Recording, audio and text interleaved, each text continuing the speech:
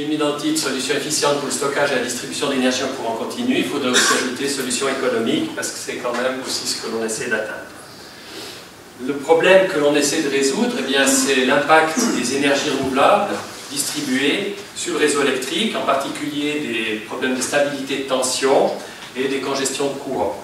Alors pour illustrer ça, j'ai repris une étude actuelle réalisée par nos collègues de Fribourg, où on a pris un quartier résidentiel, le cadastre solaire, on a pris des profils de charge typiques pour les villas, l'irradiance moyenne dans l'année, et puis un profil de production sur une semaine. Et lorsqu'on fait une simulation avec une pénétration, par exemple, de 60% de tout le potentiel photovoltaïque, eh bien, on dépasse déjà les normes en tension, surtout les normes appliquées en Suisse, la DAR-CZ d'environ 14%. On dépasse les limites thermiques, etc. Alors, les solutions actuelles, ben, c'est d'essayer de faire des corrections avec les onduleurs, en particulier la correction du facteur de puissance. Et on voit qu'on arrive à bien résoudre le problème de la tension sur la dernière image. On n'a plus de dépassement de tension assez vite. Par contre, on augmente le courant dans les lignes, donc ce n'est pas la solution finale. On parle d'écrêtage, donc on peut réduire la production des convertisseurs dès qu'on a des problèmes de surtension, par exemple de congestion. Mais ça veut dire une perte d'énergie, puisque l'énergie photovoltaïque possible n'est pas transmise au réseau. Alors l'idée, eh bien, c'est d'utiliser un micro-réseau avec du stockage. Comme ça, on peut écrêter la puissance produite au réseau, mais on va garder l'énergie, on va la stocker et puis l'utiliser soit de manière interne dans le système du micro-réseau, soit on va la stocker et puis l'utiliser plus tard. L'avantage, eh bien, c'est qu'on a moins de transport d'électricité, donc moins de pertes. On peut utiliser un approvisionnement en cas de coupure de réseau pour un temps assez court, donc pour le GRD c'est intéressant. On aura moins de problèmes de qualité de tension, ou du moins on pourra les maîtriser puisqu'on a une interface simple entre le réseau électrique et le micro-réseau. Et puis après, on va appliquer les concepts autonomie, autoconsommation, etc. Alors, l'idée, pourquoi faire un micro-réseau en courant continu? C'est la vieille dispute entre le courant alternatif et continu. Il faut savoir que les systèmes de production photovoltaïque, les systèmes de stockage, la plupart des entraînements de moteurs électriques passent par un étage en courant continu. Donc que ce soit la production elle-même, soit le stockage, soit l'entraînement du moteur. Mais dans le système AC, on doit passer chaque fois du continu au continu, du continu à l'AC, etc. On a beaucoup de transfert d'énergie avec un grand nombre de convertisseurs. Si on reste dans le mode continu, eh bien, on peut éliminer une partie des étages de conversion et on aura une réduction des coûts et une réduction des pertes. Il faut seulement pouvoir réaliser ça, il faut pouvoir le démontrer et c'est l'objectif de notre projet. Alors l'état de l'art, eh bien, c'est une technologie qui est déjà très bien implémentée dans les data centers. On retrouve à Zurich un data center qui est complètement alimenté en courant continu, avec une tension nominale de 380 volts-DC, avec des backups de batterie pour 10 minutes. Donc un petit peu tous les ingrédients d'une production, d'une consommation, et une économie d'énergie estimée environ à 6% en travaillant avec cette méthode. On a d'autres références, par exemple l'utilisation du courant continu pour la distribution d'énergie entre la moyenne tension et la basse tension, quand on a des longues lignes peu utilisées, avec un stockage directement connecté au bus DC. Ça fonctionne depuis 2 ans en Finlande. Et puis on a des cas plus proches de chez nous, par exemple avec l'entreprise Student Enertech, qui essaie de réaliser des systèmes pour des systèmes plus confinés, hein, par exemple dans un domicile ou dans un bâtiment. Alors, notre projet vise à connecter sur une seule artère DC à 700 volts, tout plein de charges, tout plein de production photovoltaïque et le stockage, soit un stockage sous forme de batterie, soit les batteries d'un véhicule électrique. Et puis quand même d'avoir une interface, lorsqu'on parle de microgrid, on a la notion d'avoir ce micro-réseau qui est connecté au réseau AC ou déconnecté pour un certain moment. Donc on a un convertisseur qui fait le lien entre le réseau AC normal et le micro-réseau DC.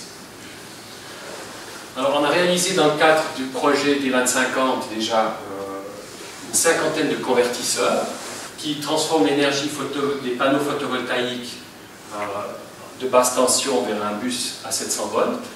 Donc ça c'est fonctionnel. On arrive à produire ainsi environ 8 kW pic. L'avantage d'avoir beaucoup de micro-convertisseurs fait que l'on peut varier l'énergie tirée ou le point de travail pour chacun des panneaux photovoltaïques individuellement. Donc en cas d'ombrage, vous avez le cas ici d'un arbre qui est juste devant la station photovoltaïque. On voit que chaque panneau photovoltaïque produit un maximum indépendamment du moment auquel il est soumis à l'ombrage. Le convertisseur qui fait le lien avec le réseau AC-DC a aussi été développé par l'équipe d'électronique industrielle. Donc on a un système assez classique au niveau de la conversion. Par contre, au niveau du contrôle, on a été chercher un petit peu toutes les possibilités pour faire un contrôle le plus efficace possible. On va retrouver, en cas de transitoire sur la charge, eh bien, ce convertisseur va se charger de stabiliser la tension du bus DC. Donc c'est ce convertisseur qui gère cette tension de bus DC, malgré des variations de charge importantes. Pour le stockage, eh bien, on a différents types de batteries. On a des batteries au plomb qui ont une grande, si on veut, une grande densité énergétique. Et puis, on a des batteries au lithium-ion qui ont la possibilité, une plus grande densité en puissance, on est capable de les charger plus rapidement et plus souvent, surtout, c'est ça qui est important. On utilise entre ces différents systèmes de stockage, de manière un petit peu universelle, une variante du convertisseur Studer Inotec VarioPower. Maintenant, il faut que tout cela fonctionne ensemble, il faut que les systèmes puissent communiquer, donc on a encore un petit peu de travail pour faire une interface de contrôle entre la gestion du bus et puis chacun des convertisseurs. Alors les résultats, eh bien, depuis à peu près le printemps de l'année passée, on a produit 8000 kWh pour une petite installation, 1000 kW avec des convertisseurs fait maison, on en est assez fiers. On a le prototype 10 kW, on va le reproduire pour augmenter la puissance. On a un système de communication entre chacun des modules photovoltaïques et un PC. Donc on peut suivre pour chaque panneau photovoltaïque l'évolution de la production dans le temps. Ça nous permet de faire une analyse et puis d'améliorer le système. Ce qui nous manque encore, justement, je l'ai dit, le contrôle un petit peu des batteries et puis de mettre des charges directement alimenter en DC avec l'onduleur pour contrôler la vitesse de moteur dans des charges avec des moteurs à vitesse variable. Ça c'est l'exemple de la production sur l'ensemble de tous les panneaux photovoltaïques sur une semaine. On s'aperçoit qu'il y a des choses un peu surprenantes. Au milieu de la semaine, on a une journée avec beaucoup de variations météo et on a une production très courte, mais avec une puissance plus élevée qu'avec la production lorsqu'on a une belle journée. Ça, il faut qu'on analyse puis qu'on arrive à trouver pourquoi on arrive à produire plus de puissance en intermittent qu'en régulier. On retrouve le même phénomène sur l'interface AC-DC, donc ça c'est la puissance qui repart vers le réseau. Et puis, comme il n'y a pas de stockage, et bien effectivement, on a une production très importante au milieu de la journée, 8 kW, et puis rien la nuit. Donc l'idée maintenant, c'est d'ajouter pendant la nuit, par exemple, la soirée, pendant la journée, de stocker l'énergie, et puis pendant la soirée, de la réinjecter dans le réseau pour les utilisateurs. Une parenthèse sur la qualité du réseau, c'est aussi une des motivations pourquoi on utilise cette technologie. Donc on a réalisé une publication l'année passée où on a présenté le résultat sur le niveau de la qualité de la tension et les harmoniques produites par notre interface réseau. Et puis on voit sur la courbe en bas à gauche qu'on est nettement plus bas au niveau des niveaux de taux d'harmonique de distorsion par rapport à un onduleur photovoltaïque classique. Voilà. Et puis le dernier résultat, c'est eh bien, un premier scénario avec du stockage. Alors, on n'a pas un véhicule électrique pour l'instant, on a des batteries dans le laboratoire, mais on a réussi à faire travailler le système pendant la journée. On a pu limiter la production, écrêter la production, on a chargé notre batterie, et puis en fin de journée, quand il y a besoin de cette énergie, on la réinjecte dans le réseau. On fait des cycles comme ça la journée. Donc ça fonctionne également. Les perspectives, donc comment on va continuer et puis comment on va utiliser ce bus microgrid. On va intégrer en particulier un système d'électrolyse pour avoir une forme un petit peu différente de stockage. On a déjà le prototype à l'école et il est très très modeste par rapport aux images qu'on a vues tout à l'heure, c'est clair. On est aussi justement en relation avec les PFL pour intégrer du stockage un petit peu plus avancé, l'électrolyse un peu plus avancée.